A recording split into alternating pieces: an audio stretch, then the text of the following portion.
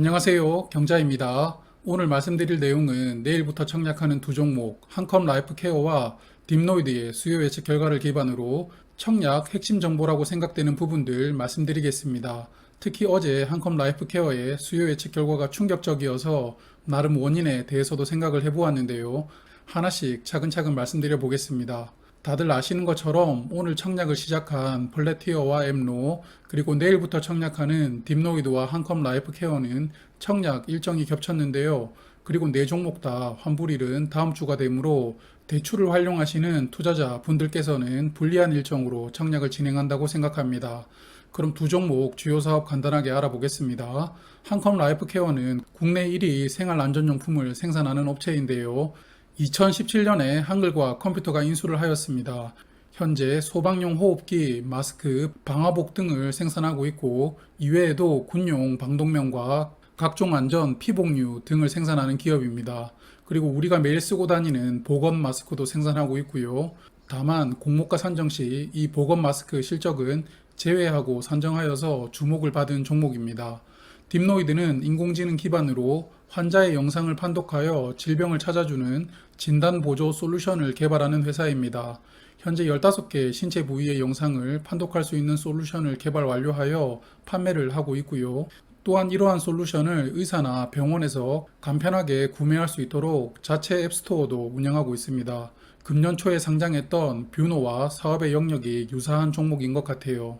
그럼 공모가부터 보겠습니다. 두 종목 다 희망상단 가격으로 공모가는 확정되었는데요.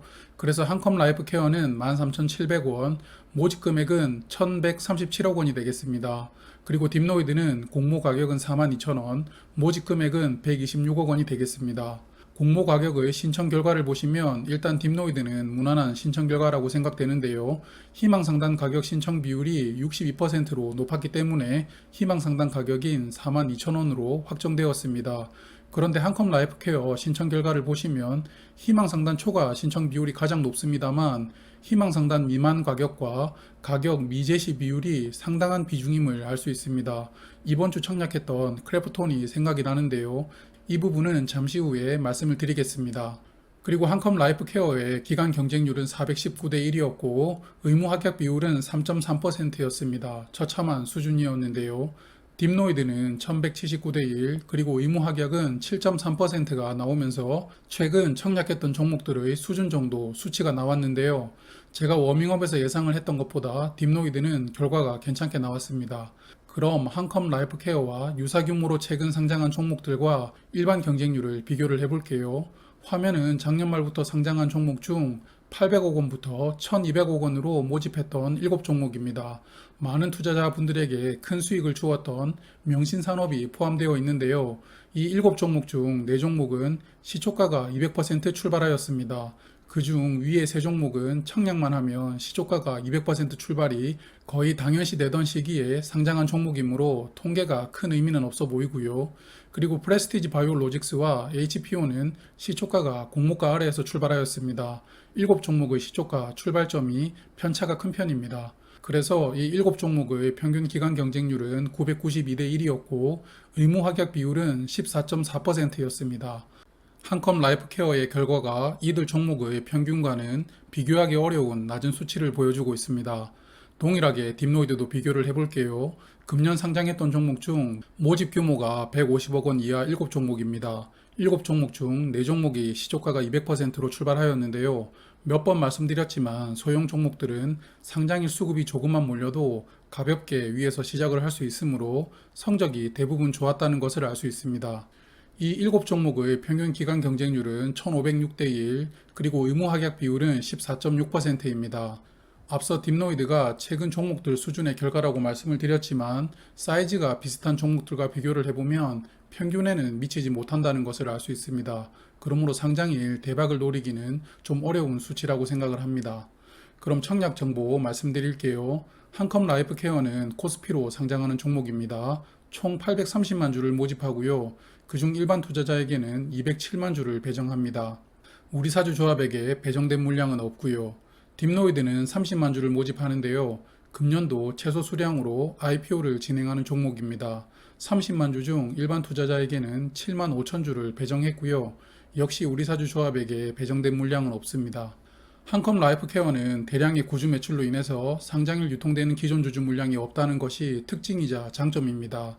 그래도 공모 수량이 제법 되므로 수요 예측에서의 의무 확약을 감안해도 유통 물량은 810만 주, 비중으로 29.3%입니다. 의무 확약이 워낙 적기 때문에 실제 배정에서 의무 확약을 늘려주어도 유통 물량은 크게 줄어들 것 같지는 않습니다. 딥노이드는 기존 주주 물량이 상당히 많은 종목인데요. 유통 물량 196만 주 중 기존 주주 물량이 168만 주입니다. 비중으로는 39.1%이고요. 지금까지 봐왔던 종목 중 공모 주주와 기존 주주의 비율이 가장 언밸런스한 종목이라고 생각이 되는데요. 상장일 유통 물량 중 기존 주주 물량이 공모 주주의 주식 수보다 6배가 넘으니까요.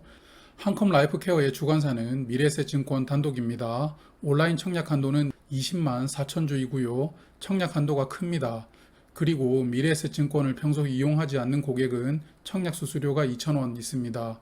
딥노이드는 KB증권이 주관하고요. 일반 투자자 청약 한도는 1,200주, 청약 수수료는 1,500원이 있습니다. 자, 그럼 이제 청약 관련해서 어느 정도 필요한 정보는 다 말씀을 드렸는데요. 한컴 라이프케어는 수요 예측 결과가 어제 공시가 되었죠. 결과가 너무 좋지 않아서 저 개인적으로도 당황스러웠는데요. 워밍업을 보신 분들은 아시겠지만 공모가 산정도 나름 합리적이라고 생각을 하였고, 특히 상장일 기존 주주 물량이 없는 종목인데 왜 이렇게 기관 투자자들이 외면을 했을까 좀 곰곰이 생각을 해보았습니다. 그래서 결과론적인 이야기겠지만 제가 생각했던 가능성 두 가지를 말씀드려 보겠습니다.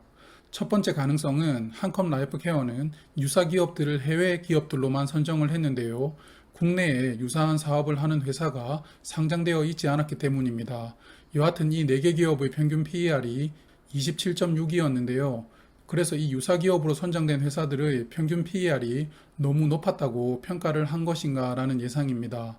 그러나 이 부분은 저는 희망상당 기준 할인율을 32.5% 부여하면서 할인율로 커버를 했다고 생각을 합니다. 그래서 이 가능성은 크지 않다고 보고요.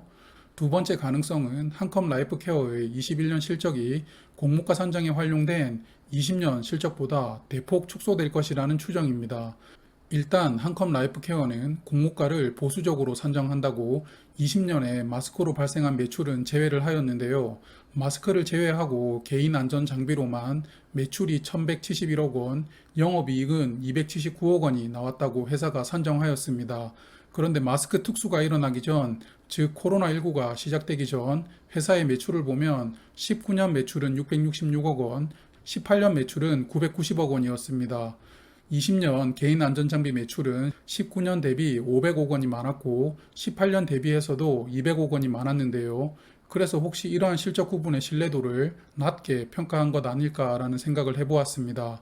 그리고 19년 실적이 18년보다 훨씬 적었던 이유는 한컴 라이프케어의 주력 제품인 군대에서 사용하는 K5 방독면에 예산이 전액 삭감되면서 생산을 하지 못하였기 때문인데요. 그런데 21년도를 보시면 이제 방독면과 정화통을 SG생활안전이라는 기업과 나누어서 수주한 것을 보실 수 있습니다. K5 방독면은 지금까지 한컴 라이프케어가 독점적으로 수주를 해오다가 21년도에는 처음으로 타업체와 물량을 나누게 된 것인데요. 여성 구독자분들의 이해를 돕기 위해서 사진을 하나 준비하였습니다. 화면이 K5 방독면인데요. 제가 군대 생활할 때보다 엄청나게 개선된 것 같습니다. 얼굴에 쓰는 것을 방독면이라고 부르고 옆에 2개 달려있는 게 정화통입니다. 정화통이 실제 위독한 가스를 정화시켜주는 역할을 하는데요. 앞서 말씀을 드린 것처럼 이걸 한컴 라이프케어가 세트로 생산을 해오다가 금년도에는 이 정화통만 납품하는 것으로 결정이 된 겁니다.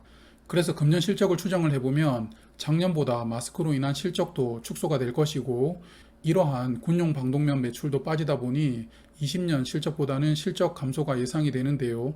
그냥 단순히 1분기 실적에다가 4분기를 곱해보면 금년 당기 순이익은 96억 원이 예상됩니다. 그럼 공모가 기준 시가총액 3,791억 원에 나누어 주면 PER은 39.5가 되는데요. 공모가를 보수적으로 잡은 것이 아니게 되는 것이죠.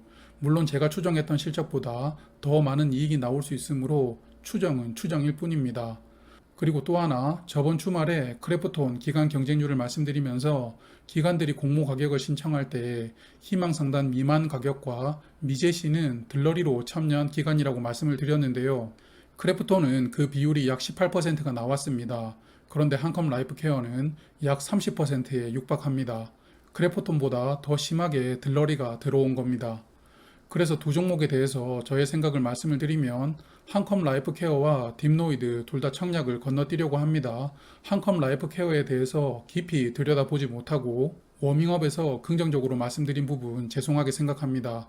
여하튼 앞서 말씀드린 부분만으로도 청약 불안 요소가 많은 종목이라고 생각이 되셨을 겁니다. 딥노이드는 워밍업에서 제가 기존 주주를 위한 상장이라고 비판을 좀 강하게 했는데요. 그리고 25년 추정 실적을 반영하였고 할인율도 거의 주지 않으면서 공모가를 비정상적으로 산정한 부분도 이해가 되기는 어려웠습니다. 그러나 기관 투자자들은 딥노이드의 기술력에 대한 가치를 제가 생각한 부분보다 더 고평가했다라고 생각합니다.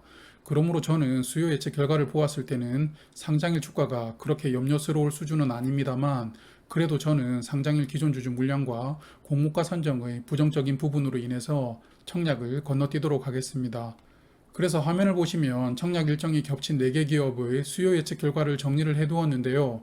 어제 말씀을 드린 것처럼 플래티어는 비례 청약을 하고 엠로는 균등 청약만 하려고 합니다. 그리고 오늘 소개드린 두 종목은 청약을 건너뛰도록 하겠습니다. 거듭 말씀을 드리지만 엠로는 리스크가 있습니다. 청약을 신중하게 결정하시길 부탁드리겠습니다. 내일 저녁에는 플래티어와 엠노의 청약 결과와 함께 플래티어의 상장일 주가를 가볍게 예상해보는 영상 준비하겠습니다. 오늘도 더운 날 수고 많으셨어요. 행복하고 즐거운 저녁 시간 되시길 바랄게요. 저는 경제적 자유민족이었습니다. 오늘도 수고하셨습니다. 내일도 행복하세요.